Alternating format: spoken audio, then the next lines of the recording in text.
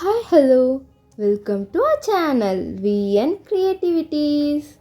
இன்றைக்கி நம்ம சேனலில் எதை பற்றி பார்க்க போகிறோன்னா என்னோடய தைப்பூச விரதம் பற்றின வீலாக் தான் பார்க்க போகிறோம். எப்போதுமே நான் வந்துட்டு ஒன் டே வீலாக் தான் போடுவேன், அதாவது ஒரு நாளில் என்னென்ன நடந்தது அப்படின்னு தான் வீலாக போடுவேன். இந்த தடவை நான் வந்து தைப்பூச விரத நாட்களை வந்து அப்படியே மொத்தமாக வீடியோவாக போட்டிருக்கேன். இந்த தைப்பூசத்துக்கு நான் என்னென்னலாம் பண்ணேன், எப்படி எப்படியெல்லாம் விரதம் இருந்தேன், எந்த கோயிலுக்கெல்லாம் போனேன், எப்படி சாமிக்கு எல்லாத்தையும் படைச்சி பூஜை பண்ணேன் அப்படின்றதெல்லாம் டீட்டெயில்டாக வீலாக இந்த வீடியோவில் போட்டிருக்கேன். வாங்க வீடியோக்குள்ளே போய் பார்க்கலாம். வீடியோக்குள்ளே போகிறதுக்கு முன்னாடி இப்போ தான் நீங்கள் நம்ம சேனலை ஃபர்ஸ்ட் டைம் பார்க்குறீங்கன்னா மறக்காமல் சப்ஸ்கிரைப் பண்ணிடுங்க.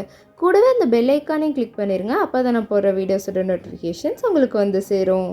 நான் இந்த தைப்பூசத்துக்கு 3 நாள் விரதம் இருந்தேங்க. தைப்பூசத்துக்கு 48 நாள், 21 நாள், 3 நாள் அல்லது 1 நாள் தைப்பூசத்து அன்னைக்கு மட்டும் அந்த மாதிரி விரதம் இருக்கலாம் அப்படின்னு சொன்னாங்க. நான் 3 நாள் விரதம் இருக்கலாம் அப்படின்னு முடிவெடுத்து 3 நாள் விரதம் இருந்தேங்க. விரதத்தோட முதல் நாள் வெள்ளிக்கிழமை வீடெல்லாம் சுத்தம் பண்ணி பூஜை ரூமெல்லாம் சுத்தம் பண்ணிட்டு குளிச்சுட்டு வேலுக்கு அபிஷேகம் பண்ணிவிட்டு அதுக்கப்புறமா வெத்தலை தீபம் ஏற்றினேன். அதுக்கப்புறமா பாலும் அப்புறம் கமலா ஆரஞ்சும் நெய்வேத்தியமாக வச்சு சாமி கும்பிட்டேன். இந்த பூஜையை நான் காலை மாலை 2 வேளையிலையுமே பண்ணேன். 3 நாளுமே விரதம் இருந்துட்டு காலை மாலை 2 வேளையுமே பூஜை பண்ணி அந்த பூஜை முடிச்சுட்டு என்னோட விரதத்தையும் நான் முடிச்சிட்டேன். 2வது நாளும் அதே மாதிரி வேலுக்கு அபிஷேகம் பண்ணி அதுக்கு பொட்டு வச்சு பூ வச்சுட்டு அதுக்கப்புறம் முருகன் படத்துக்கெல்லாம் அலங்காரம் பண்ணி வெற்றிலை தீபம் ஏற்றினேன். முருகனுக்கு நெய்வேத்தியமாக ஆப்பிளும் பாலும் நான் வச்சுருந்தேன். 3 நாளுமே நான் ஒரு வேளை உணவை மட்டும் தவிர்த்துட்டேன். காலையில் உணவை தவிர்த்துட்டு மத்தியானம் ஒரு 3 மணி வாக்கில் உணவு எடுத்துப்பேன். நைட்டு ஏதாவது சிம்பிளாக மட்டும் சாப்பிட்டுப்பேன். 2வது நாள் விரதம் இருந்த அன்றைக்கி கோயிலுக்கு போகலான்னு பிளான் பண்ணியிருந்தோம். ஆனால் என் பொண்ணோட ஸ்கூலில் சயின்ஸ் எக்ஸ்போ போட்டிருந்தாங்க. சரி அதை போய் பார்த்துட்டு அங்கேருந்து டைரெக்டாக கோயிலுக்கு போயிடலாம் அப்படின்னு பிளான் பண்ணியிருந்தோம். சயின்ஸ் எக்ஸ்போ காலையில் போட்டிருந்தாங்க. அதில் எங்களுக்கான டைம் ஸ்லாட், அதாவது என் பொண்ணு கிளாஸுக்கான டைம் ஸ்லாட் பார்த்திங்கன்னா 11:30 to 1. சரி மத்தியானம் இங்கே முடிச்சுட்டு அப்படியே நம்ம சிறுவாபுரி முருகன் கோயிலுக்கு போயிட்டு வந்துடலாம் அப்படின்னு நாங்கள் பிளான் பண்ணியிருந்தோம். ஆனால் என் ஹஸ்பண்ட் சிறுவாபுரி முருகன் 1.5 ஹவர்ஸில் போயிடலாம், நம்ம வீட்டுக்கு கொஞ்சம் ரெஃப்ரெஷ் ஆகிட்டே போகலாம் அப்படின்னு சொல்லிட்டாரு. அதனால் கொஞ்சம் அதிகமாகவே நாங்கள் இந்த எக்ஸ்போவில் டைம் ஸ்பெண்ட் பண்ணோம். அதுக்கு காரணம் இது அவ்வளோ சூப்பராக இருந்ததுங்க. ஒரு கிண்டர் கார்டனோட சயின்ஸ் எக்ஸ்போ மாதிரியே இல்லை, இது ஒரு high school level science expo மாதிரி இருந்தது. இதுதாங்க எங்களோட ப்ராஜெக்ட். இது ஒரு ஸ்பேஸ் ஷட்டில். இதை நாங்களே பண்ணோம். இது எப்படி இருக்குது அப்படின்ற உங்களோட கருத்துக்களை கமெண்ட்டில் சொல்லுங்கள். அண்ட் இந்த எக்ஸ்போ பார்த்தின டீட்டெயில் வீலாக நான் கூடி சீக்கிரம் நம்ம சேனலில் அப்லோட் பண்ணுறேன், மறக்காமல் பாருங்கள். அண்ட் இது எப்படி செய்கிறது அப்படின்றதையும் நான் கூடி சீக்கிரம் நம்ம சேனலில் அப்லோட் பண்ணுறேன், செக் பண்ணி பாருங்கள். எக்ஸ்போலேருந்து வீட்டுக்கு ரெஃப்ரெஷ் ஆகிட்டு சாப்பிட்டு நாங்கள் முருகன் கோயிலுக்கு கிளம்பிட்டோங்க. சிறுவாபுரி அந்த டேர்னுக்குள்ளே நுழைஞ்ச உடனே அப்படியே கண்ணுக்கு குளிர்ச்சியாக இருந்ததுங்க. ஃபுல்லாக நெல் வயல் நான் பார்த்து ரசிச்சுட்டே இருந்தேன். நீங்கள் கூகுள் மேப்பில் போட்டிங்கனாலே ரூட் காட்டும். நாங்களும் கூகுள் மேப் நம்பி தான் போனோம். போகிற வழி எல்லாமே சூப்பராக இருந்தது. நான் இதான் ஃபஸ்ட் டைம் போகிறேன். ரொம்ப ஆவலோடு போனேங்க. நான் கொஞ்சம் க்ரௌடடாக தான் இருக்கும்னு நினச்சிட்டே தான் போனோம். நாங்கள் போகிற டைமில், அதாவது இன்னும் கோயிலே ஓப்பன் பண்ணல, அதுக்குள்ளேயே ஓரளவுக்கு க்ரௌட் வர ஆரம்பிச்சிருச்சு. காரை பார்க் பண்ணுறதுக்குள்ளே எங்களுக்கு போதும்னு ஆயிடுச்சு. அதுக்கப்புறமா நெய் தீபம் வாங்கிட்டு அதை அங்கே ஒரு மரத்துக்கடியில் சொல்லி வைக்க சொன்னாங்க. அங்கே வச்சு சாமி கும்பிட்டாச்சு. உள்ளே போனால் செம்ம க்ரௌடாக இருந்ததுங்க. சரி 100 ருபீஸ் டிக்கெட்டில் போயிடலாம், பாப்பா தூக்கிட்டு கூட்டத்தில் நசிக்கிடுவாங்க அப்படின்ட்டு 100 ருபீஸ் டிக்கெட் வாங்கிட்டோம். அதில் நாங்கள் போன கூட இடையில நிறைய பேர் போனாங்க, நிறைய சண்டை வந்தது. இவ்வளோ கஷ்டப்பட்டுட்டு சாமிகிட்ட போய் நின்னா ஒரு செகண்ட் கூட நின்று சாமி கும்பிட விடலைங்க அவங்க. அட்லீஸ்ட் அவங்க க்யூவாவது சாமிக்கு நேராக போகிற மாதிரி கொஞ்சம் தூரம் விட்டுருக்கலாம். க்யூவும் சைடாக தான் வருது. அண்ட் சாமியை ஒரு 2 செகண்ட் கூட பார்க்க விட மாட்டாங்க. நீங்கள் போங்கன்னு நம்மளை துரத்தி விட்டுருவாங்க. எனக்கு நிம்மதியாக சாமி கூட்ட மாதிரியே இல்லை, ஏதோ அரிபெரியில் போன மாதிரி இருந்தது. திருப்பதியில் கூட கொஞ்ச நேரம் சாமி பார்த்த மாதிரி இருந்தது. இங்கே எனக்கு கொஞ்சம் நேரம் கூட நிம்மதியாக போய் சாமியை பார்த்த மாதிரியே இல்லை. இதுக்கு பேசாமல் வீட்டிலே சாமி கும்பிட்டுருக்கலாம், மன அமைதியோடவாது சாமி கும்பிட்டுருப்போன்னு நினச்சேன். கோயிலில் மன நிம்மதி கிடைச்சதோ இல்லைங்க, தரிசிச்சுட்டு வெளியே வரும்போது இந்த அழகான இயற்கையை பார்க்கும்போது மனசுக்கு ரொம்ப நிறைவாக இருந்ததுங்க. நான் தைப்பூசம் அன்னைக்கு போனால் தான் கூட்டம் இருக்கும்னு நினச்சேன். ஆனால் அதுக்கு முந்தின நாள் ஈவினிங்கே பயங்கர கூட்டமாக இருந்தது.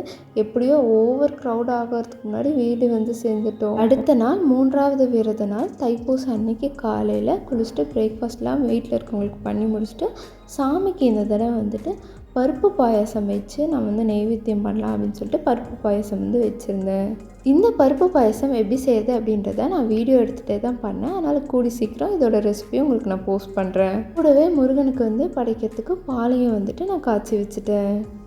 இப்படி வீட்டில் நம்ம செய்யும் போது ரொம்ப மன அமைதியாகவும் ரிலாக்ஸ்டாகவும் இருக்குது. நம்ம கையால் பிரசாதம் பண்ணுறோம், நம்ம கையால் பூஜை பண்ணுறோம், நம்ம கையால் விளக்கேற்றுறோம்.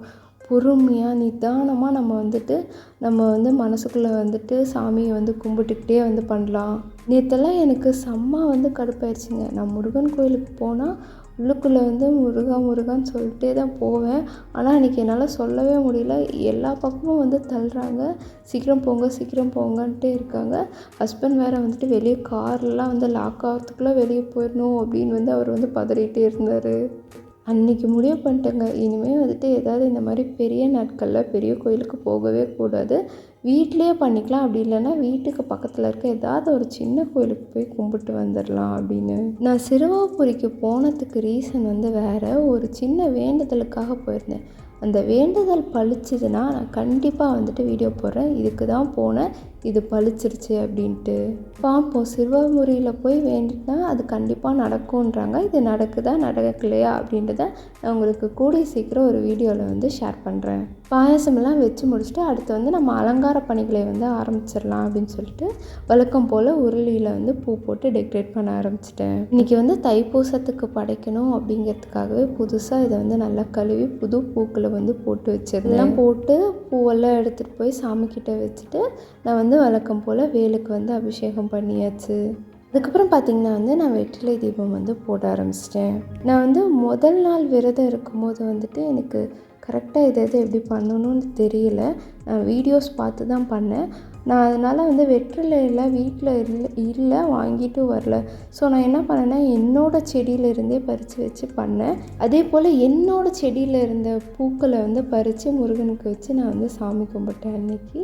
அதே மாதிரி இன்றைக்கி வந்து என் கையால் வந்துட்டு பிரசாதம் பண்ணி முருகனுக்கு படைத்து நான் கும்பிட்றேன். இதில் கிடைக்கிற மன நிம்மதி எனக்கு அன்றைக்கி கோயிலுக்கு போனப்போ சத்தியமாக எனக்கு கிடைக்கவே இல்லைங்க. பொதுவாகவே எனக்கு கோயிலுக்கு போனால் மனசு கொஞ்சம் நிம்மதியாக இருக்கிற மாதிரி ஃபீல் ஆகும். அன்றைக்கி ரொம்பவே நான் டென்ஷன் ஆன மாதிரி ஃபீல் பண்ணேன். இனிமேல் இந்த மாதிரி நாட்களில் வீட்டிலேருந்தே நம்ம சாமி கும்பிட்டுக்கலாம்டா சாமி அப்படின்ட்டு நான் முடிவு பண்ணிட்டேங்க. கடைசி நாளான தைப்பூசத்தன்னைக்கு நான் முருகனுக்கு என்னென்ன படைச்சேன் அப்படின்னு பார்த்திங்கன்னா பால், அதுக்கப்புறம் கடையில் வாங்கின முறுக்கு தான் இது. அப்புறம் வந்துட்டு நானே செஞ்ச பருப்பு பாயாசம், இது கூட வந்துட்டு வாழைப்பழம் வச்சு படைத்தேன். அண்ட் வழக்கம் போல் உருளியில் வந்து பூ போட்டு அதை வந்து முருகனுக்கு வச்சு படைத்தேன். நான் பெருசாக இந்த சாஸ்திரம் சம்பிரதாயம்லாம் வந்துட்டு நான் ஃபாலோ பண்ணி வந்து கொள்ள எனக்கு வந்து எது மனநிறைவாக இருக்கோ, என்னால் என்ன பண்ண முடியுதோ அதை பண்ணி நான் வந்து முருகனை வந்து கும்பிட்டேன். நம்ம வந்து மனசார முருகான்னு கூப்பிட்டாலே நமக்காக ஓடி வருவார் முருகன் வந்து சொல்லுவாங்க. அப்படிப்பட்ட முருகன் நம்ம வந்து கஷ்டப்பட்டு நம்மளால் என்ன செய்ய முடியுதோ அதை செஞ்சு வைக்கும்போது கண்டிப்பாக ஏற்றுக்குவார் அப்படின்றது என்னோட கருத்து. அதனால் இதை நீங்கள் இப்படி தான் பண்ணியிருக்கணும், அப்படி தான் பண்ணணும்னு யாரும் கமெண்ட் பண்ணாதீங்க. என்னால் என்ன முடியுமோ, எனக்கு என்ன தெரியுமோ அதை வச்சு நான் இதை பண்ணியிருக்கேன். இந்த மாதிரி இந்த தைப்பூசத்துக்கு நீங்கள்லாம் என்ன பண்ணியிருக்கீங்க அப்படின்றத எனக்கு கமெண்ட்டில் சொல்லுங்கள். இந்த வீடியோ பிடிச்சிருந்துன்னா லைக் பண்ணுங்கள், ஷேர் பண்ணுங்கள், கமெண்ட் பண்ணுங்கள். மறக்காமல் சப்ஸ்கிரைப் பண்ணிடுங்க. தேங்க்யூ ஃபார் வாட்சிங். Bye bye. நாளைக்கு இன்னொரு வீடியோவில் பார்க்கலாம்.